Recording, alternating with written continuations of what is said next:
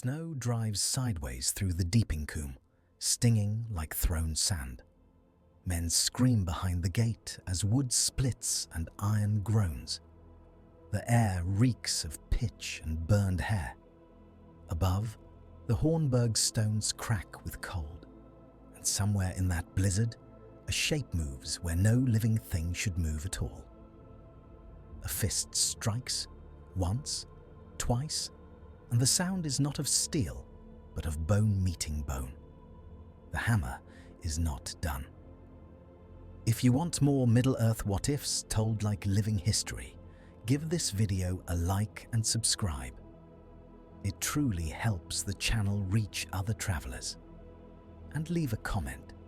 Where are you watching from, and what choice would you have made in the long winter? He should have been dead. In the true telling, Helm Hammerhand went out from the Hornburg during the long winter and returned each night with blood on his hands and frost on his beard, until one night he did not return alive.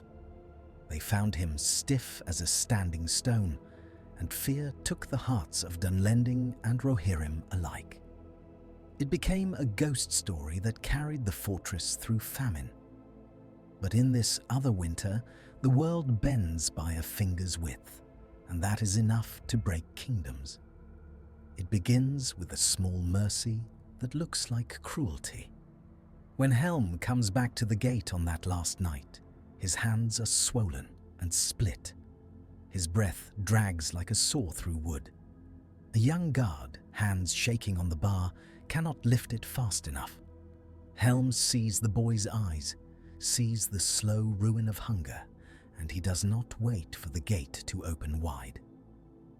He slams his shoulder into the crack and forces himself through, scraping fur and mail on iron, leaving a ribbon of blood on the hinges.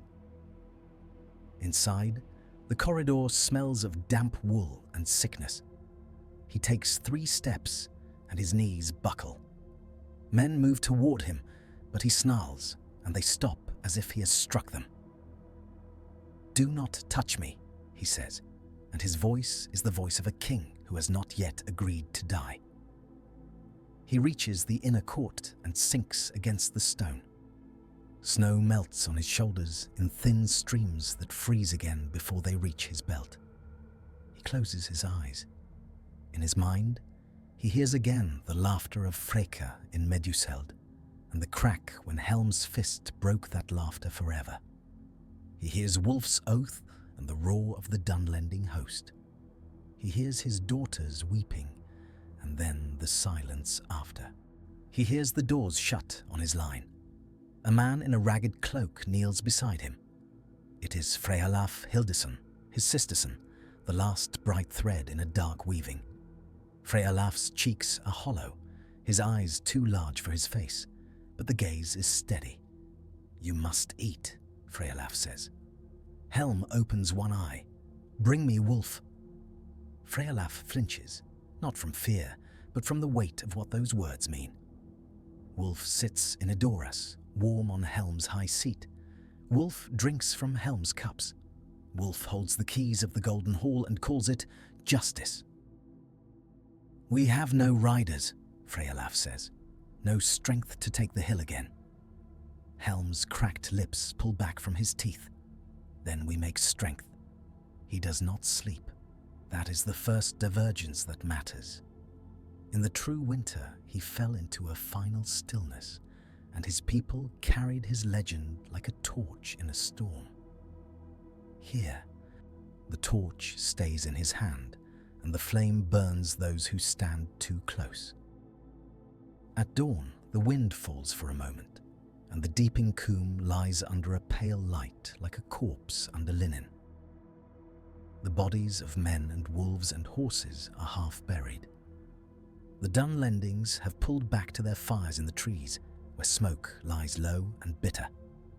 The Hornburg is silent except for coughing and the distant drip of meltwater. Helm stands again by sheer anger. The men who look at him do not cheer. They cannot. Their throats are too dry, and their hearts too bruised. They only stare as if he has stepped out of a saga while they are still trapped in mud.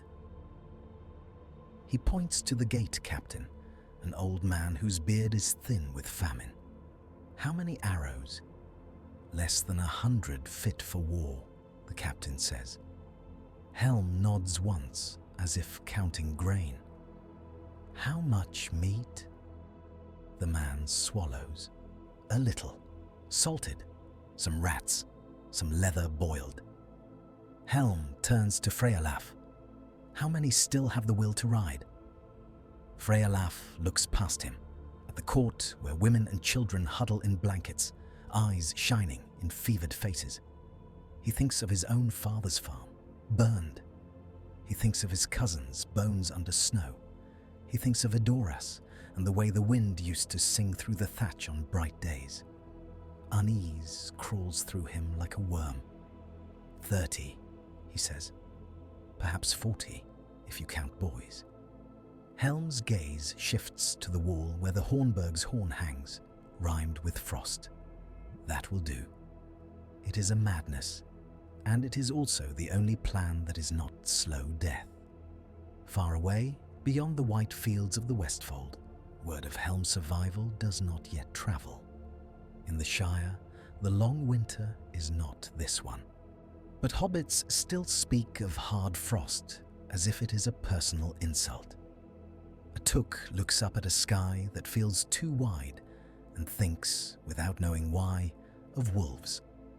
In Gondor, men keep fires burning in the towers of Anorion and speak of the cold as an ill omen, and the steward's messengers ride slower because ice makes the roads treacherous. In Isengard, Saruman the White watches snow cling to the black ring of Orthanc. His mind is far from Rohan's hunger, yet he feels the pull of events like a change in wind. He is not yet the traitor of later tales. He is a lord of law, hungry for knowledge, proud of his order, and wary of the world's growing darkness. When a crow lands on the pinnacle and croaks in a harsh voice, Saruman narrows his eyes as if the bird has spoken in a tongue he almost recognizes. Back in the Hornburg, the Helm makes men do what they hate most in famine. He makes them give food away. Not much. A mouthful to each rider. A strip of boiled leather. A sip of thin broth. A sliver of salted meat saved for a child. Enough to light a spark behind the eyes. A woman presses her forehead to Freyalaf's gloved hand as he passes. Her lips are blue. "Bring my son back," she whispers. Freyalaf cannot promise. He only nods, and the nod is a prayer. In the Dunlending camp, a different prayer rises. A boy named Aedig, half Rohan by blood and half Dunland by necessity, crouches by a fire that refuses to burn hot. He listens to men mutter Wolf's name as if it is a spell. He smells the fat of a horse roasting, and it makes him sick with hunger. His mother's hands tremble as she tears bread that is more ash than grain. They say Helm walks outside the walls. The boy whispers, on eyes wide. His mother's gaze flicks to the darkness beyond the trees. "Do not speak that," she says, though fear has already made a nest in her voice. He's only a man. Yet she remembers the stories of giants in the mountains and spirits in standing stones. In winter, the world feels older than it should. Wolf sits not in the snow, but in a stolen warmth in Edoras, and even there the cold has teeth. The Golden Hall is not built for siege. It is built for feasting and song. Now its rafters drip, and smoke from two green wood clings to the beams. The king's seat is hard under him, as if it rejects his weight. He holds a cup of mead, but it tastes sour. The men around him are Dunlendings and hungry riders who chose the winning side. They watch his face the way dogs watch a hand that might throw meat. A counsellor named Hrethric, a Rohir who bent his knee early to survive, leans close. His breath smells of onions and fear. The Hornburg still holds, Hrethric murmurs. If Hammerhand truly lives, it will become a tale that will not die. Wulf's fingers tighten. He had imagined Helm dead by now, the fortress collapsing like a jaw without teeth. He had imagined riding west to crush the last resistance. Instead, snow and stone and stubbornness have mocked him. What is a tale against steel? Wulf says, but he hears doubt in his own voice. Hrethric hesitates. Tales make men stand when their bellies are empty. Tales make them kill when they should surrender. Wulf looks down at his cup. He sees his own reflection, distorted. In that warped image, he sees the boy he was when Helm's fist killed his father. He had sworn then that he would break the line of Yule. Now the line is already broken, yet still it bites. How many riders can we spare? Wulf asks. Enough, Hrethric says too quickly. Wulf studies him. He sees sweat at the man's hairline despite the cold.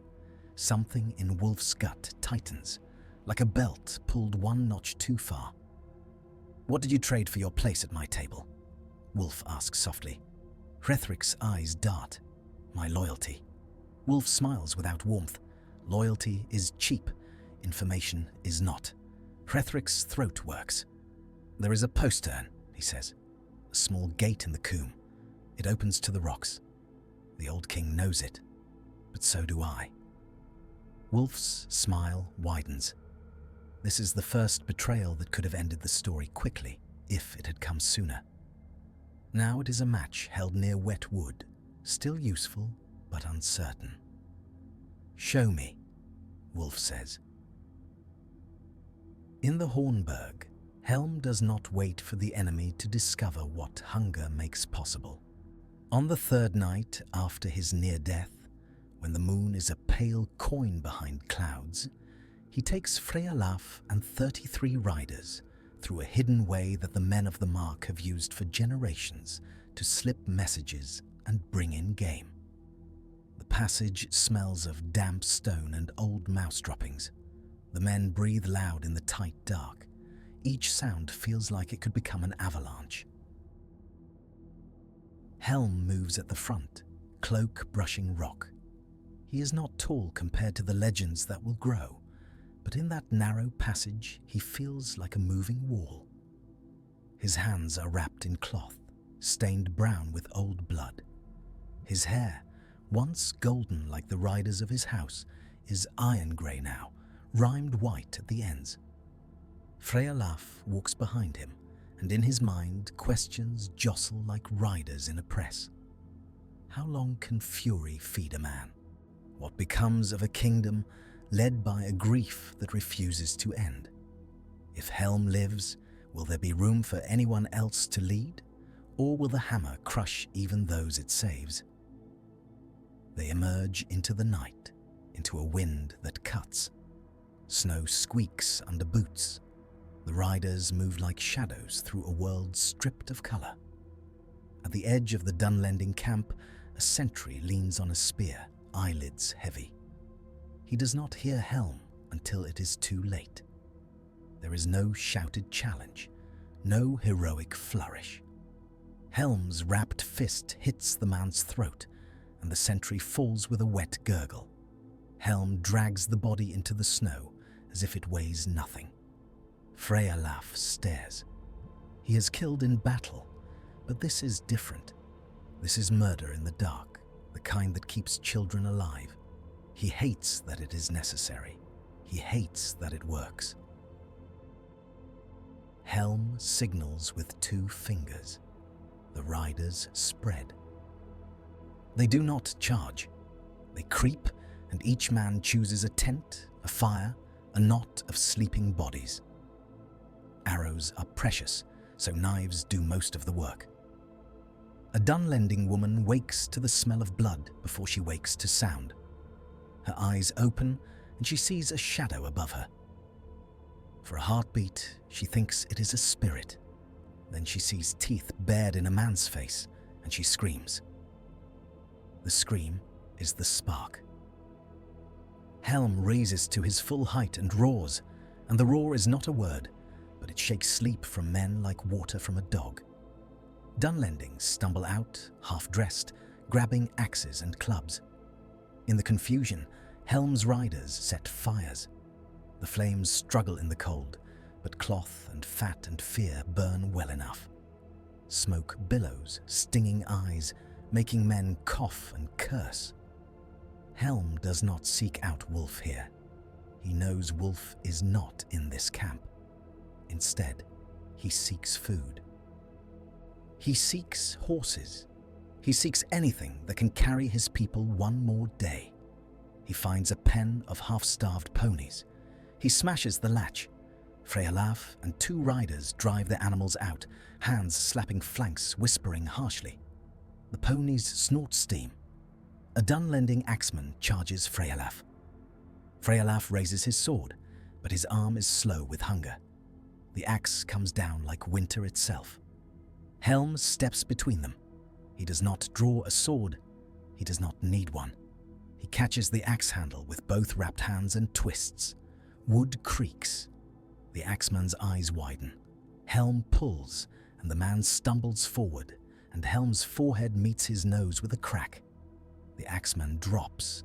Helm turns and strikes again, a hammering rhythm, blunt, efficient, terrifying. Men begin to back away from him, and that fear becomes its own weapon. This is the first turning point that feels like an ending. The old king, believed dead or dying, has struck back. He has taken food and horses. He has proven that the Hornburg still has teeth. The riders could return now, and the siege might wither under the weight of dread. But Helm does not return. He looks east, where the faintest glow marks the direction of Edoras. His jaw tightens until the muscles stand out under frost-bitten skin. "Now," he says, "we ride?" Freyalaf's breath catches. To Edoras. Helm's eyes are dark hollows lit by a stubborn ember. To my hall. A rider named Guthlaf, hardly more than a boy, speaks before he can stop himself. That is a long road in winter. We will die on it. Helm turns his head slowly. Snow settles on his shoulders like ash. Then die moving, Helm says. Do not die waiting. They ride. The journey is a slow violence. The snow is deep in the lowlands and hard as iron on the ridges. The horses stumble and blow, their sides heaving. Men's eyelashes freeze together. The world is a palette of white and grey, and only blood gives it colour. In a hollow near the Ison, they find wolves. Not the small wild wolves of story, but great grey things driven south by hunger. The pack circles, eyes reflecting moonlight. The horses whinny, rolling their eyes. A rider lifts a spear. His hands are too numb to hold it steady. Helm dismounts. Freyalaf reaches for him. Do not, Freyalaf says, and he does not know whether he means do not go or do not become more legend than man. Helm steps into the snow and the wolves growl. Their breath steams. Their teeth are long. For a moment, the world holds its breath. What does a king do when even beasts test his claim to live? Helm raises his wrapped hands and beats them together once. The sound is dull, like striking frozen wood.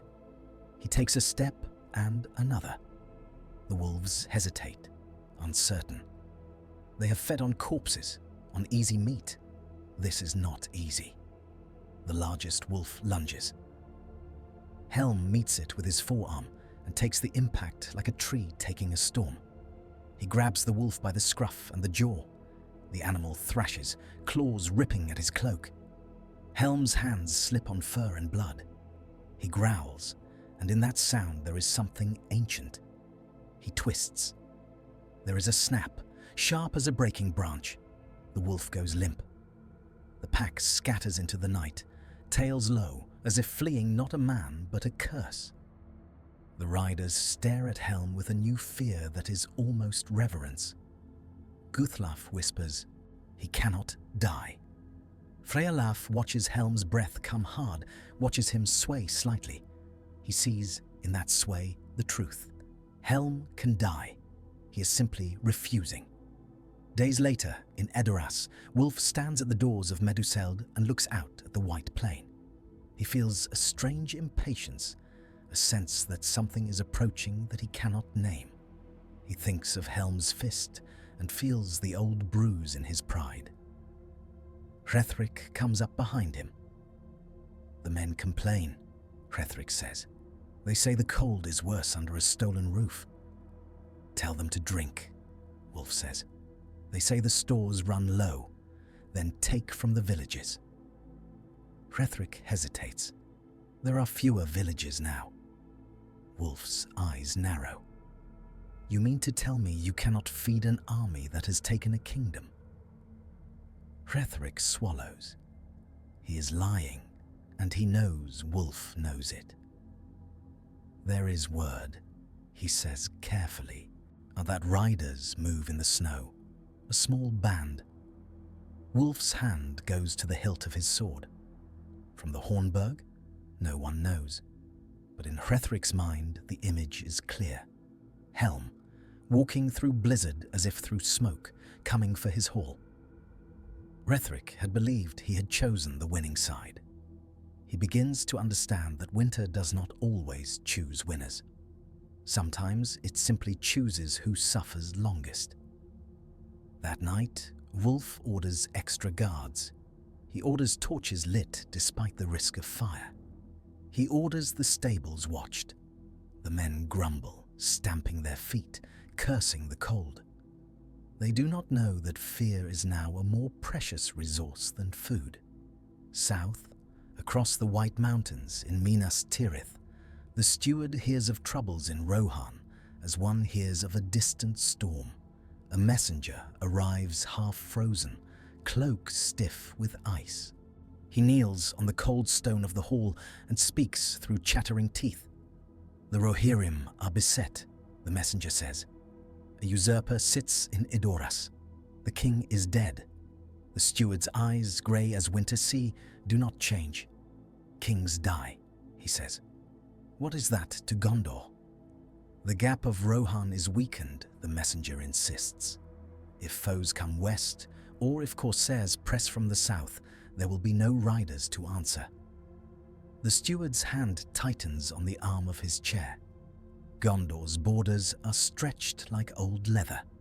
He thinks of the Anduin, black and cold, and the watchfires that burn lower each year. He thinks of Mordor, quiet but never sleeping. "Send word to Dol Amroth," he says at last, "and to the wardens of Anorian. Keep eyes on the west." The messenger bows, relief and dread mingling. In Isengard, Saruman reads old scrolls by lamplight and pauses, Iquil hovering. A thought passes through him, sharp as a needle. If Rohan weakens, who fills the space?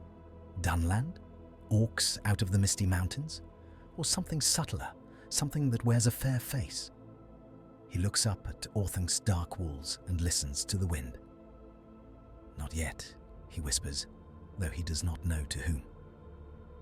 The riders reach Edoras at dawn, not with trumpets, but with the hush of wolves on snow. The city lies under frost, its thatch white, its streets quiet. Smoke rises thin from chimneys. It should have been a place of warmth and song. It feels like a mouth holding its breath. Helm halts on a ridge and looks down at his hall. For a heartbeat, he remembers it as it was. Banners, laughter, children chasing dogs. Then the memory is stripped away by the sight of Choj groundmen at the gates, rough cloaks, worn foreign spears. Freyalaf rides up beside him. "If we fail," Freyalaf says, "there will be no one left." Helm's eyes do not leave Meduseld. "If we do nothing," he replies, "there is already no one left." They split into two groups. Freyalaf takes riders around to the stables. Helm takes the rest straight toward the gates. The guards see them late. The cold has dulled their senses. A shout goes up, then another. Gates begin to close. Helm spurs his horse. The animal is exhausted, but it feels the urgency in his legs and surges forward with a last reservoir of life. Snow sprays. The world narrows to the line of the gate and the men scrambling atop it. An arrow flies, wobbling in the wind, and strikes a rider in the throat. Blood steams. He falls without sound, sliding off the saddle like a sack. His horse runs on, riderless. Helm does not slow. He reaches the gate as it swings inward. He stands in his stirrups and hurls himself forward, not with a sword, but with his body. The impact is thunder. Wood shudders. The gate jolts, stops, rebounds. Men curse. Helm's shoulder screams with pain. He hits again. On the third blow, the bar inside snaps. The gate swings open, and Helm rides through into his own city like a storm given a horse. This is the second turning point that could have been the end. Doras is taken back in a single brutal hour. The usurper could flee. The people could weep with relief. The line of kings could be restored, winter broken by courage. But Wulf is not a man to flee. He comes down the steps of Meduseld with his sword drawn, cloak flaring behind him. His men cluster, uncertain, some Dunlendings snarling, some Rohirrim with eyes lowered. The hall's doors stand open, and behind Wulf, the golden hall glows dim with firelight, as if it watches. Helm dismounts in the courtyard. He leaves his horse and walks forward on foot. His boots crunch on snow. His breath clouds the air. He is unarmed, and that is the most terrifying thing about him. Wulf's lip curls. "Old man," he calls, "you should have died in your hole." Helm stops a spear length away. He looks at Wulf as one looks at a tool that is broken in the hand. "You sit in my hall," Helm says. His voice is quiet. "You eat from my stores. You wear my land like a stolen cloak." Wulf lifts his sword. "Your land is mine by right. You murdered my father." Helm's eyes flicker, and for a heartbeat there is weariness, not regret. Freke came to my hall with insolence and threat. He left with a broken neck. That was my judgment. "And your daughters?" Wulf's voice sharpens, and something raw shows through. "What judgment was that? They starved in your fortress. They died while you played ghost in the snow." At that, something in Helm's face shifts, like stone under a hammer. Freyalaf, watching from the side with blood on his blade, feels the air change. He senses that this moment will decide more than a duel. It will decide what kind of king survives winter. Helm steps closer. "Speak their names," he says. Wulf hesitates, thrown. He knows the names, of course. He has savored them as proof of Helm's failure. But to speak them here, before Rohirrim, feels suddenly like spitting on a grave. Helm's gaze hardens. "You do not even know what you have broken," he says. "You only know that you wish to break." Wulf lunges, fury overriding caution. The sword flashes. Helm twists aside. The blade slices his cloak. The watching men gasp, expecting Helm to be cut down like any old warrior without steel.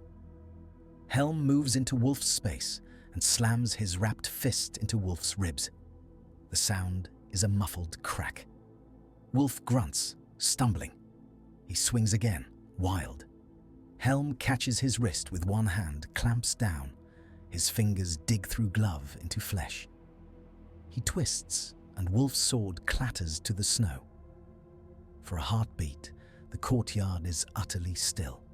Steam rises from men and horses. Snow drifts from the eaves in slow, soft cascades.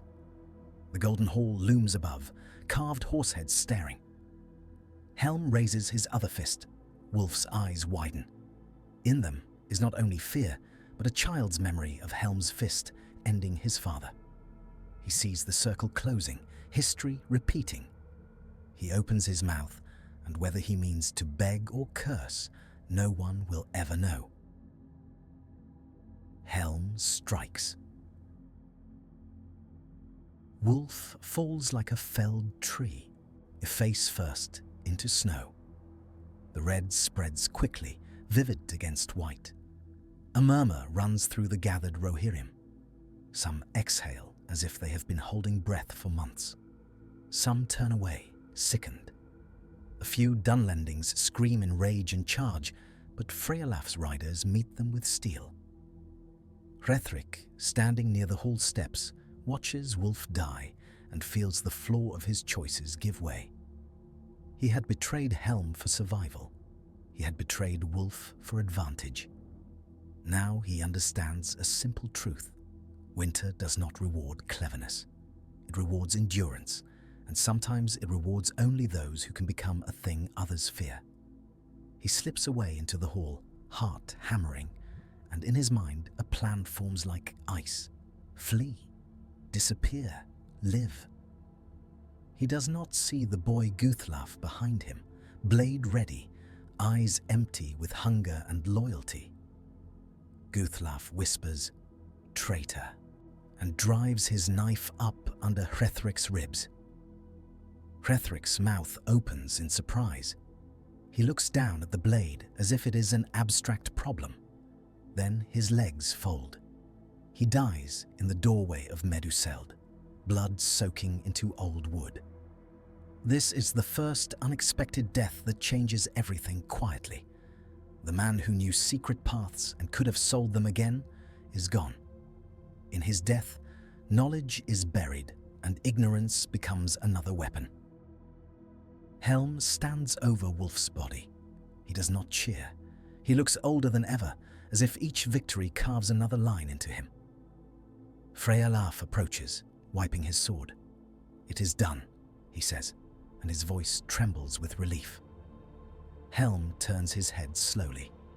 "It is begun," he corrects, "because Edoras is not the kingdom. Edoras is only the heart, and hearts can be stabbed long after a battle is won.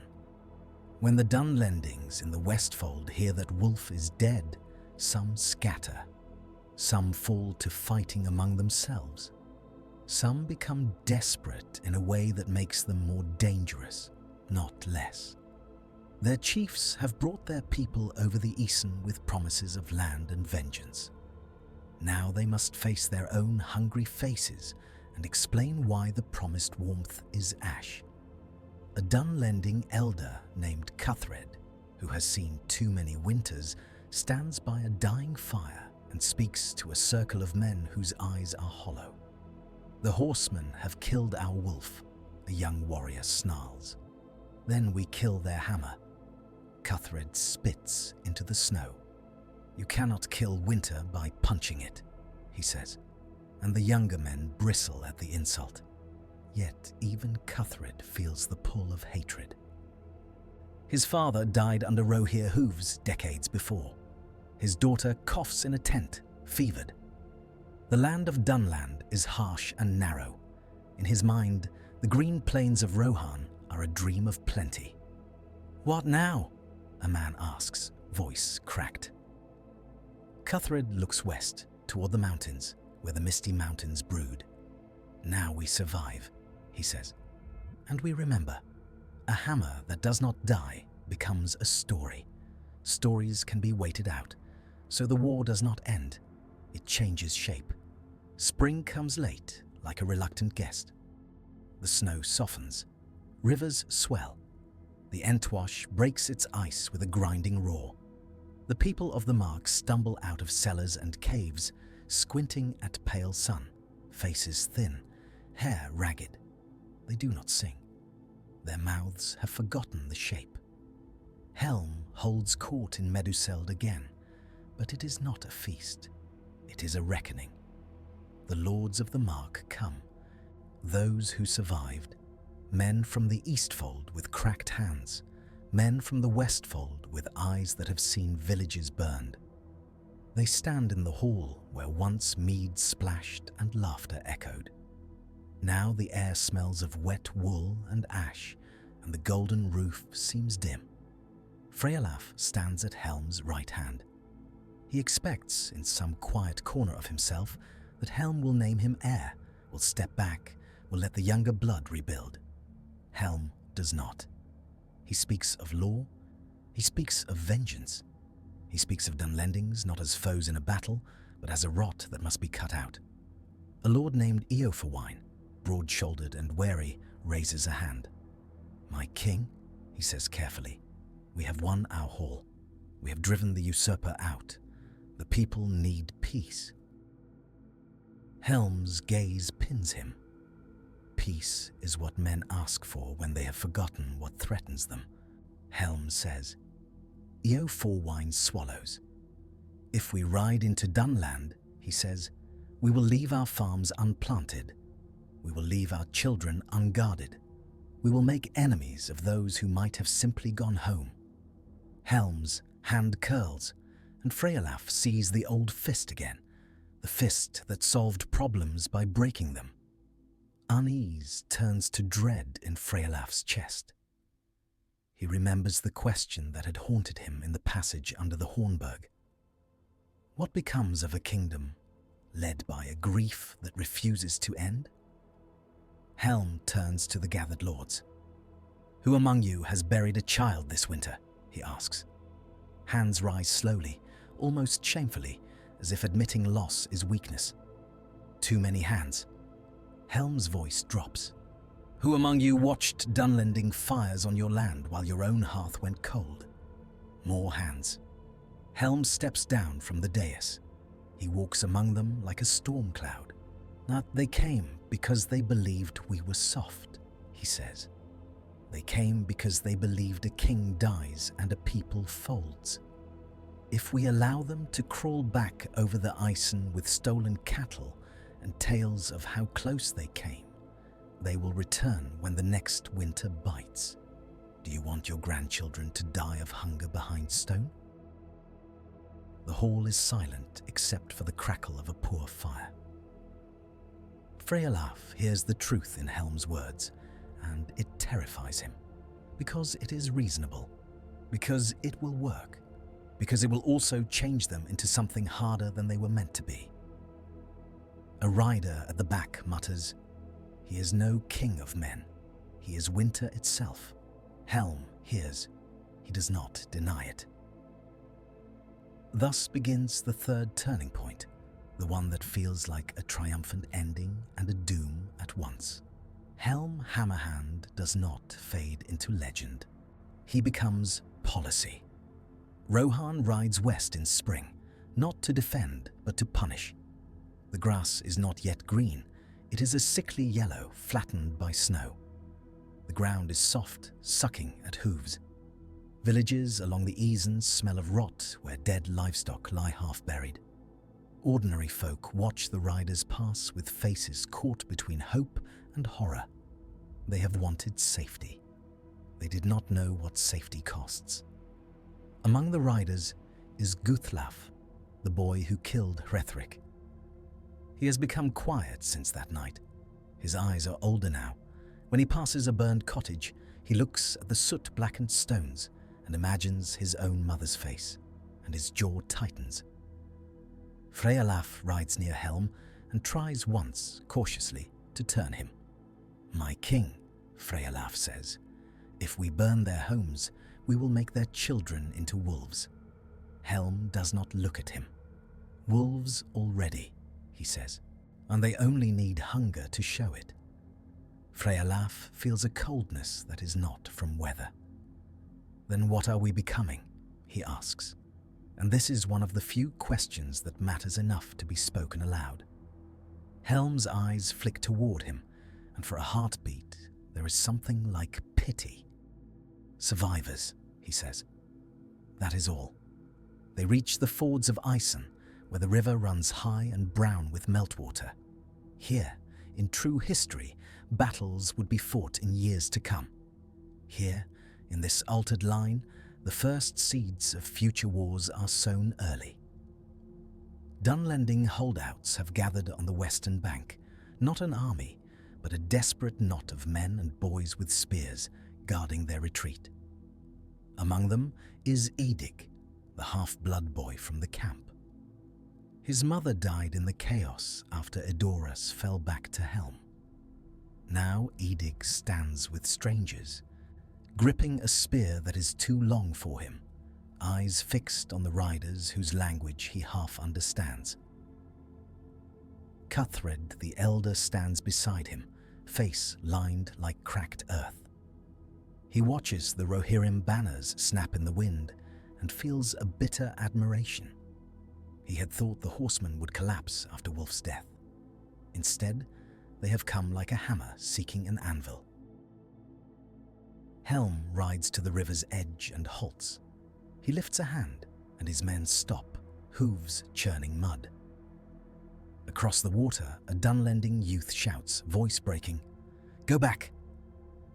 Helm's face is unreadable. He calls out, and his voice carries over the roar of the river.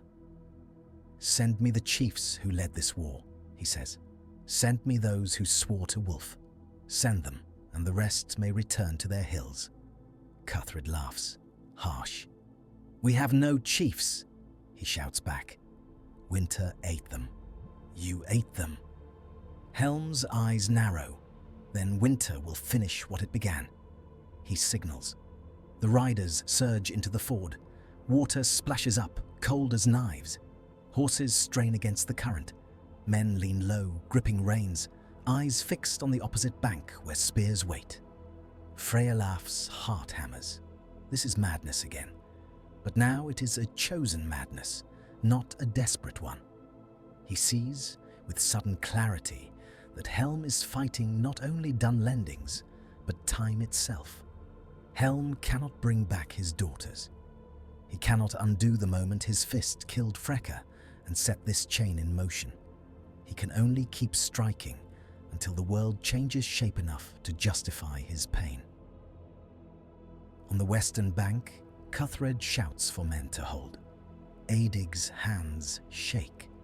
He sees the riders coming and thinks of stories his mother told him of the Mound of the Kings, of golden halls, of horses like wind. He had wanted to belong to something. Now belonging looks like death.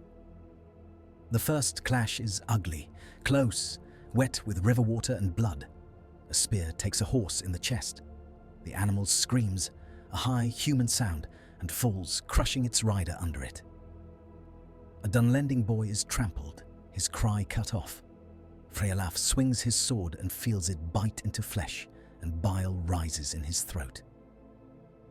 Helm reaches the bank and dismounts into mud. He wades forward, fists raised, and men recoil as if he carries plague. A Dunlending swings an axe at his head. Helm ducks and drives his fist into the man's belly. The man folds, gasping, and Helm strikes again, once, twice, until the body stops moving. Edig, seeing this, feels his courage snap. He turns to run. Cuthred grabs his shoulder. "Stand!" the elder snarls. Edig jerks free and runs anyway, sobbing, feet slipping in mud. An arrow whistles past and thuds into the ground. Another takes him in the back. He falls face first into wet grass, and his blood mixes with spring water. Cuthred watches the boy die and feels something inside him crack. Not grief, not exactly. Recognition. This is what vengeance buys. He raises his hands, palms out, and steps forward. "Enough!" he shouts. Helm turns toward him, chest heaving. Cuthred's voice shakes with anger and exhaustion. "You can kill us all," he says. "But you will not plant your fields with our bones. You will not warm your children with our burned roofs. You will only teach them to hate like you." For a moment, Even Helm seems to pause. Freyalaf watches closely, hope flickering like a weak flame. Will Helm listen? Will this be the pivot that saves Rohan from becoming a harsher kingdom than it was meant to be? Helm steps closer to Cuthred. Mud sucks at his boots. He looks at the old man's face and sees, perhaps, his own future. A man carved by weather and war, clinging to bitterness because it is all that remains. "You speak of children," Helm says, voice low. "Mine are dead." Cuthred flinches, and Freyalaf feels the hall in Edoras far away, as if it belongs to another life. Helm raises his fist. Freyalaf's hand shoots out. He grabs Helm's wrist. The touch is like grabbing a moving stone. Helm turns his head slowly, eyes dark. "My king," Freyalaf says, and his voice is quiet, but it carries, "If you kill him now, you will be remembered. But not as you think."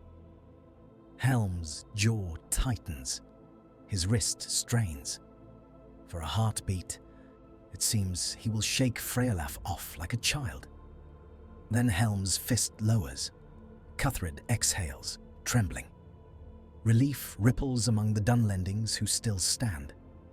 Among the Rohirrim, confusion spreads like a stain. They have ridden to punish. They do not know what mercy looks like anymore. Helm steps back. "Go," he says to Cuthred. "Take your people and crawl back to your stones. If you cross the Isen again, I will not stop at your warriors. I will break your seed." Cuthred's face hardens. "And if we do not cross?" he asks, bitter. Helm's gaze is flat. "Then you will starve on your own land and curse me anyway." Cuthred turns and limps away, gathering survivors. He does not bow, he does not thank. He carries hatred like a coal. This is the fourth turning point, the one that could have ended the cycle. Helm has spared an enemy leader. But he could have chosen reconciliation. Freyalaf has forced his hand toward restraint. The mark could heal, slowly, painfully. But in the wake of the battle, another thread tightens, unseen by most. A messenger arrives from Isengard, riding hard, cloak snapping, face pale. He is a man of the Westfold, known to Freyalaf, and his eyes are wide with urgency. "My king," the messenger says, kneeling in mud, the wizard in Orthanc requests parley. Helm's lip curls. He has little patience for wizards and their hidden counsels, yet Saruman is no mere wanderer. He is a power on Rohan's border, a watcher at the gap. "What does he want?" Helm asks. The messenger swallows. He says the war has stirred things in the mountains. Orcs have been seen. He says the enemy's servants listen when men spill blood. Helm's eyes narrow at the mention of orcs. Rohan has fought wild men and raiders, but orcs are a different shadow, older and colder. Freyalaf feels a chill unrelated to wind. He remembers the stewards warning in Gondor, distant and unheard. When borders weaken, darkness moves. Helm turns his horse. "We ride to Isengard," he says. The journey to Orthanc is shorter than the ride to Edoras had been, but it feels heavier. The land around Isengard is damp and green even after winter, fed by springs. The ring of Isengard rises like a black scar. The tower of Orthanc spears the sky, smooth and unyielding. It makes Helm uneasy, though he would never admit it. Stone that does not crack in frost feels unnatural. Saruman receives them not as supplicants, but as equals. He stands in a high chamber with windows like narrow eyes. His robes are white, but the light makes them seem almost silver. And shadows cling at the edges. His voice is calm, measured, the voice of one who believes order can be spoken into being. "King of the Mark," Saruman says, inclining his head, "you live. Rumor said otherwise." "Rumor is lazy," Helm replies. Saruman's gaze shifts to Freyalaf, lingering a fraction longer than courtesy. He sees a younger man with doubt in his eyes, and he marks that doubt as one marks a crack in stone. "You have done what many could not," Saruman says to Helm. "You have held a fortress through famine. You have reclaimed your hall, yet your war has not ended. You have carried it west, and in doing so, you have stirred old things." Helm snorts. Old things should stay buried. Saruman's eyes glint. They rarely do. He gestures, and a servant brings a bundle wrapped in cloth. Saruman unwraps it carefully. Inside is a black arrowhead, barbed, stained with old blood. "It was found near the eaves of the Misty Mountains," Saruman says. "Not far from the southern end. Orc work, fresh." Freyalaf leans forward despite himself. "Orcs have always been in the mountains," he says. Saruman nods. "Yes, but they are moving, and when orcs move in numbers, it is seldom by chance." Helm's fist clenches. "Speak plainly, wizard." Saruman's voice remains smooth. "Plainly, your kingdom stands at the mouth of a road. The gap of Rohan is a door. If that door weakens, things will come through that neither Dunlending nor Rohirrim can bargain with." Helm's eyes harden. "Then we will kill them too." Saruman studies him for a long moment. In Saruman's mind, admiration and alarm mingle. Here is a man who has become a weapon. Weapons are useful. Weapons are also dangerous when they decide their own targets. "I have counsel," Saruman says at last. "Build your strength. Do not scatter it in vengeance. Fortify the fords. Watch the mountain passes. Let Dunland rot on its own. Your hate is a fire that can burn your own house." Freyalaf holds his breath. He expects Helm to bristle, to dismiss the wizard as a meddler. Instead, Helm looks out the narrow window at the green ring of Isengard and the distant line of mountains beyond. For a heartbeat, he seems tired. The mask of the hammer slips, and a man looks out, a man who has lost daughters and pride and peace. He speaks quietly, almost to himself. "If I stop striking," Helm says, "I will hear them. I will hear everything I have done." Saruman's expression softens a fraction. "Then let others strike in your stead," he says. "You have an heir." All eyes turn to Freyalaf. Freyalaf feels heat rise in his face. He does not want to be a pawn between a king and a wizard. He does not want to be the hinge on which a kingdom swings. Helm's gaze fixes on him. It is not kind. It is not cruel.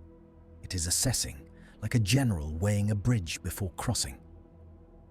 "You would have me step aside," Helm says to Saruman. "I would have you endure," Saruman replies. "There is a difference." Helm turns away from the window.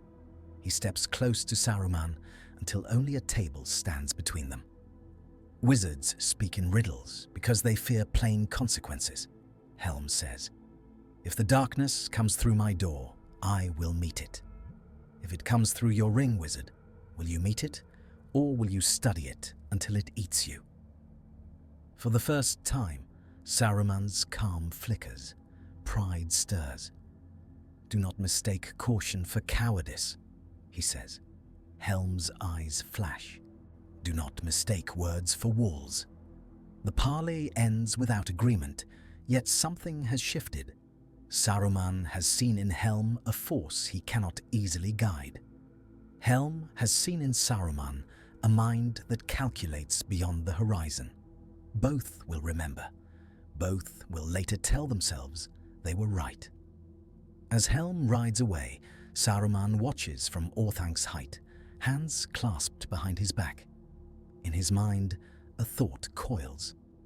If Rohan is led by a hammer, it may smash the very keys needed to lock the door against Mordor. And if it cannot be guided, perhaps in some far future, it can be replaced. Far to the east, in the shadow of Mordor, a captain of orcs hears rumors carried by spies and wandering creatures. A man in the west who kills without steel, a king who does not die. The captain laughs, a harsh scraping sound. He does not know of Helm's grief. He knows only that legends draw attention, and attention is a kind of summons. Spring turns to summer. The grass finally rises green, almost obscene after so much white. Children run again in Edoras, thin legs pumping, faces still too serious. Women scrub soot from walls. Men repair fences. The smell of new-cut wood mixes with the smell of old smoke. There is relief, and it is real. This is the beginning of the conclusions. First breath. The world loosens its fist. The mark lives. Helm sits in Meduseld and watches the work below. He should feel triumph. Instead, he feels only a dull ache, as if his bones remember cold. At night, he hears wind and thinks it is his daughters calling. He drinks less than men expect. He eats little. His hands, once weapons, and now trembles sometimes when he thinks no one sees. Frealaf comes to him one evening with a bowl of stew, richer than any they had in winter. The hall smells almost normal. Almost. "You must eat," Frealaf says, placing the bowl near Helm. Helm looks at it as if it is a foreign object. "Food," he says, as if that was ever the point. Frealaf sits, careful. "You saved the mark," he says. Helm's eyes lift. "Did I?" he asks softly. Frealaf hesitates. He thinks of the ford, of the boy Edic dying in mud, of Cuthred's hatred carried away like a coal. He thinks of Saruman's narrow eyes. He thinks of the way the riders looked at Helm when he raised his fist, hungry for permission to become cruel. "You saved it from Wolf," Frealaf says at last. "But what will it become under your shadow?" Helm's jaw tightens. It will become something that cannot be taken again. Frealaf leans forward. "And if that something is not worth living in?" he asks, and the question is dangerous, one of the last that still matters. For a long time, Helm says nothing. The fire crackles. Outside, a horse nickers. Somewhere a child laughs, high and sudden, and the sound stabs like a memory. Helm's voice, when it comes, is rough. "You think I do not know what I have become," he says. "You think I do not feel the eyes on me, waiting for me to strike so they can strike too." Frealaf does not look away. "Then stop," he says. Helm's lips twist. "If I stop," he repeats, "I will hear them." Frealaf's voice softens. "Then hear them," he says, "and let the hearing shape you into a king again, not a weapon." Helm stares into the fire as if looking for an answer in flame. In his mind, he sees his daughters' faces, pale in winter light. He sees Freca's collapsing body in Meduseld.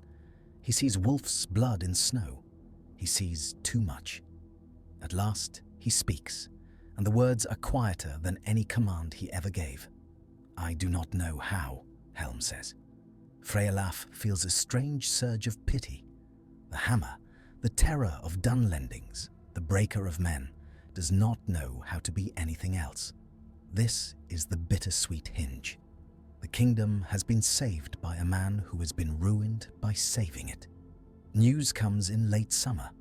Raiders on the borders of the Westfold, not Dunlendings this time, but orc bands slipping down from the mountains. Villages report missing sheep, then missing children. Tracks lead into hills and vanish. The smell of something foul clings to the air after dusk. Helm calls riders. The lords gather, grim. They had hoped for rebuilding, or not another war. Unease returns, a familiar cloak. Saruman sends no aid, only a message. Watch the gap. Fortify. Do not chase shadows. Helm does not listen. He rides out with 100 men, not a great host, but enough to strike. Freyalaf rides at his side, and in his heart dread twists with loyalty. He fears for the people if Helm dies. He fears for the people if Helm lives and continues as he is. Which fear is worse? They find the orcs near the eaves of the mountains, in a ravine where the air smells of damp rot. The ground is littered with bones, gnawed clean. A child's ribbon flutters from a thorn bush, bright against stone. A rider retches. Helm's face goes blank. He dismounts and picks up the ribbon. His huge hands look clumsy, holding something so small. He whispers, barely audible, "Not again." The battle is sudden. The orcs swarm from cracks and shadows, shrieking. Their blades are jagged. Their eyes gleam with malice. They are not many, but they fight like hunger given arms. A spear takes Guthlaf in the belly. The boy gasps, eyes wide. He looks at Freyalaf as if asking whether this is what loyalty earns. Blood pours between his fingers. He falls, and the summer grass darkens under him. Freyalaf shouts, rage and grief mixing. He kills the orc that struck Guthlaf, then another, but the kills do not bring warmth. They only add weight. Helm wades into the press, fists swinging, breaking skulls like stones. Orcs recoil, then surge again, drawn by hatred and a dark curiosity. They have heard stories now. They want to see if the hammer bleeds. He does bleed. A jagged blade slices his forearm. Blackened blood and red mingle. Helm does not slow. He seizes an orc by the throat and slams it into rock until it stops moving. He turns, eyes wild, searching for more. Freyalaf sees it then. Not heroism, not even vengeance. It is compulsion. Helm cannot stop striking, because if he stops, he becomes a man again, and a man must grieve. The orcs break at last, fleeing into cracks. Riders pursue, but Helm does not. He stands in the ravine, chest heaving, ribbon clenched in his fist. Around him lie bodies, human and orcish, and the smell is thick, metallic, and sickly sweet. A rider approaches, shaking. "My king," he says, "we have won." Helm looks at him slowly. His eyes are bloodshot. "There is no winning," he says. "There is only less losing." They return to Edoras with fewer men.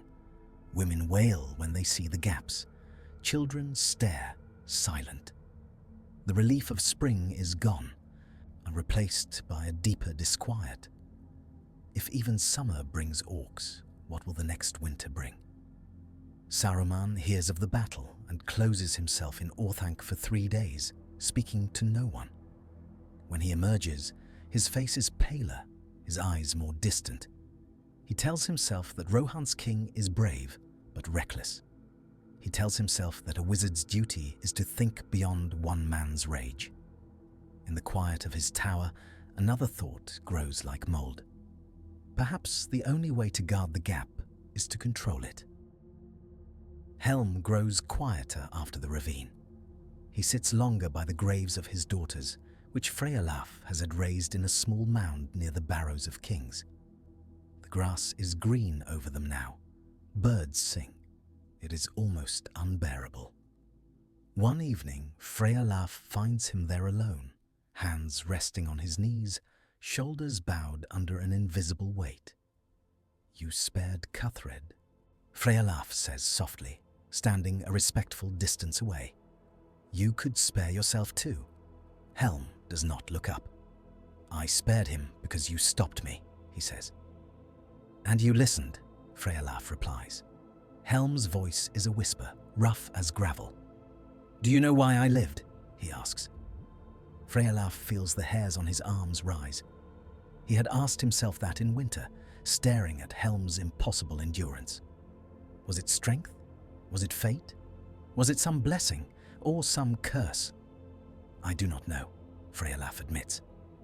Helm finally lifts his gaze to the horizon, where the plains roll east toward the distant line of the White Mountains. Because I did not let myself die, Helm says. That is all. No prophecy, no mercy, only refusal.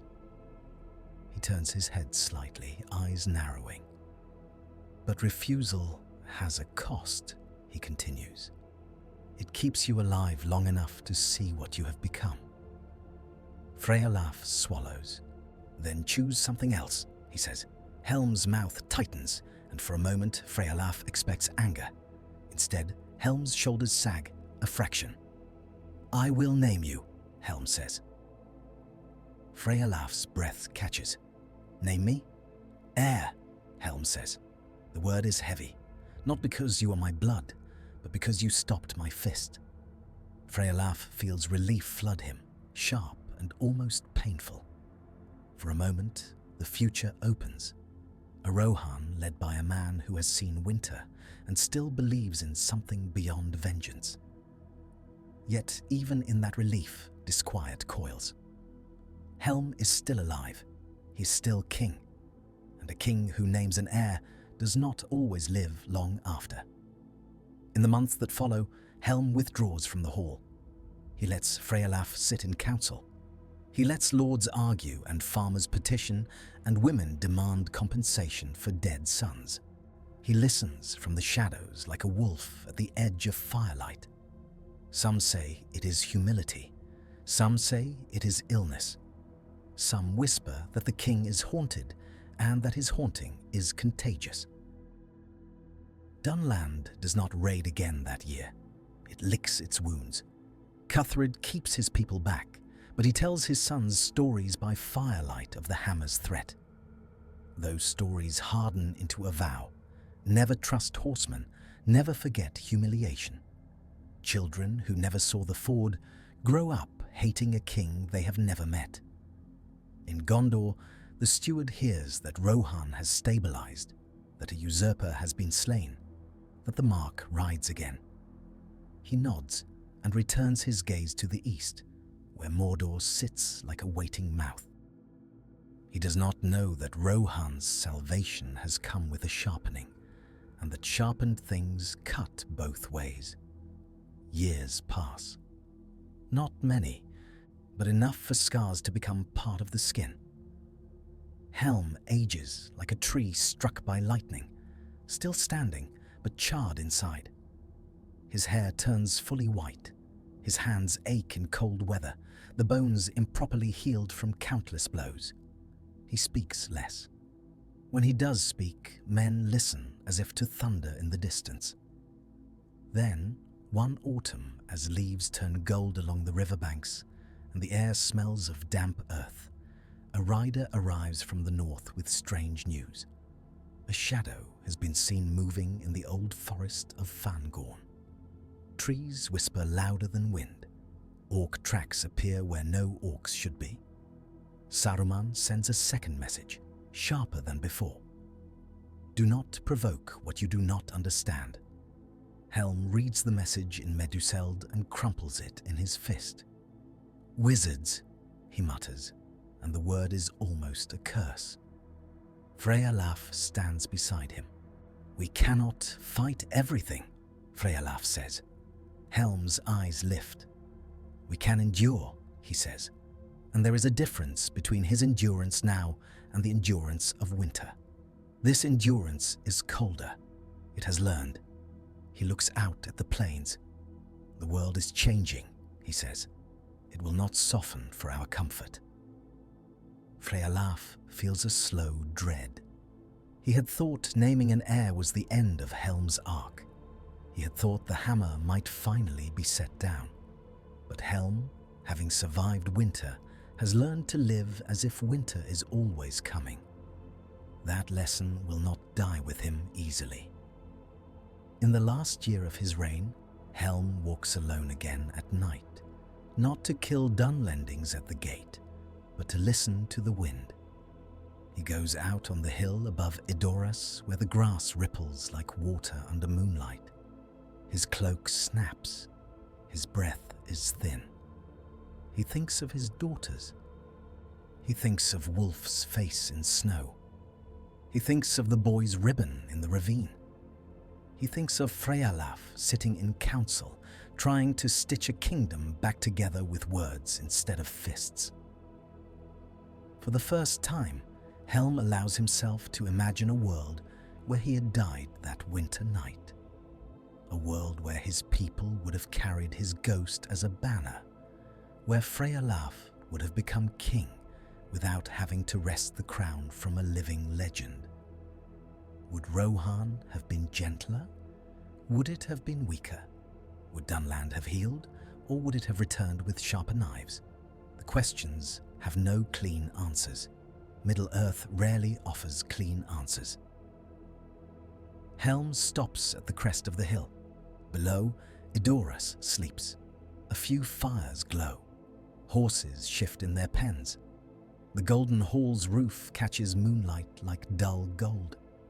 Helm feels his heartbeat, a slow and heavy. He presses a hand to his chest, and for once he does not command it to endure. He simply feels it. Behind him, the wind moves through the grass with a sound like whispering voices. It could be memory. It could be nothing. It could be the world itself, reminding him that even a hammer will one day rust. When he returns to Meduseld, Freyalaf is waiting. They sit together by a fire that burns steady, and Helm speaks more openly than he has in years. "I made fear into a shield," Helm says, staring into flame. "It worked." Freyalaf nods. "It did." Helm's jaw tightens. "But shields can become cages," he says. Freyalaf says nothing, because any agreement feels like accusation, and any denial feels like a lie. Helm turns his head slightly. "Do not become me," he says. Freyalaf's throat tightens. "I will try," he says, and it is the most honest oath he has ever sworn. The next morning, Helm Hammerhand dies in his bed, not in snow, not standing like a statue to terrify foes, but lying under wool with sunlight on his face. The hall is quiet when the news spreads. Some weep with genuine grief, some exhale with guilty relief, some feel only fear of what comes next, because a kingdom built around one man's refusal must now learn to stand on its own. This is the immediate aftermath, and it is gentle. It almost feels like mercy at last. Freyalaf is crowned with solemn rites. He does not take the name Hammerhand. He does not want it. He stands before his people and speaks of rebuilding, of law, of boundaries guarded but not crossed for vengeance. He sends messengers to Dunland with offers: trade in lean years, clear borders, oaths kept. Some Dunlendings spit at the idea. Some listen. Cuthred is old now, but his sons are not. They take the message and burn it, and the smoke carries their answer into the sky. Saruman sends a gift, a carved staff of Rohan, a symbol of respect and warning both. Freyalaf accepts it politely.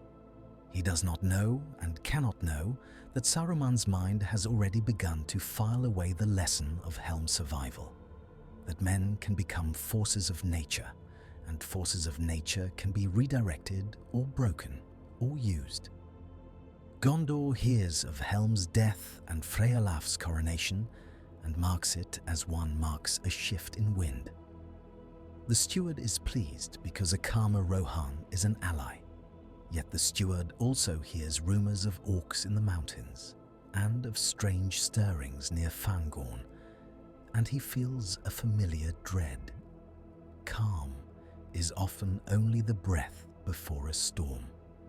In the Shire, far away, a hobbit child hears an old traveller tell a story at an inn about a king who killed with his bare hands in a winter that tried to swallow the world. The child shivers, though the hearth is warm. The story becomes one more thread in the tapestry of distant lands. It seems safely far away, but stories do not stay in one place. They travel like smoke, They settle in minds. They shape choices. Years later, when another wizard comes to Rohan, when another king sits in Meduseld, when another winter threatens and another shadow rises in the east, the memory of Helm Hammerhand will still linger in the beams of the Golden Hall. Not as a comfort, but as a question carved into wood. When the world turns cruel, will you become a hammer, or will you find another way to endure? Freyalaf tries truly to be gentler. He strengthens the fords of Isen. He rebuilds villages. He trains riders not only to strike, but to patrol, to watch, to warn.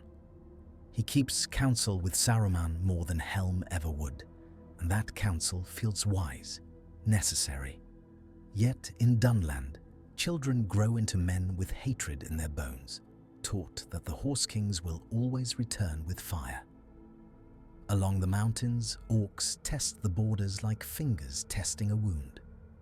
And in Isengard, Saruman watches all of it with a mind that counts and measures and begins, quietly, to desire not merely to advise the world, but to arrange it. In this altered timeline, Helm Hammerhand's survival does not save Middle-earth from darkness. It changes the flavor of the darkness. It makes Rohan harder earlier, more guarded, more suspicious. It teaches its people that fear can be useful. It teaches their neighbors that Rohan will not always forgive. It teaches Saruman, most of all, that the will of one man can reshape a kingdom, and that such will is a resource to be harvested or a threat to be neutralized. On the night Helm is buried, the mound newly raised under a sky filled with cold stars, a wind rises across the plains. It moves through the grass with the same whisper Helm heard on his last walk. Riders posted as honor guard tighten their cloaks and glance into the dark. One swears he sees a tall figure standing beyond the mound, white-haired, broad-shouldered, watching. When he looks again, there is only grass bending under wind and the distant sound of wolves that have learned long ago that winter always finds a way back.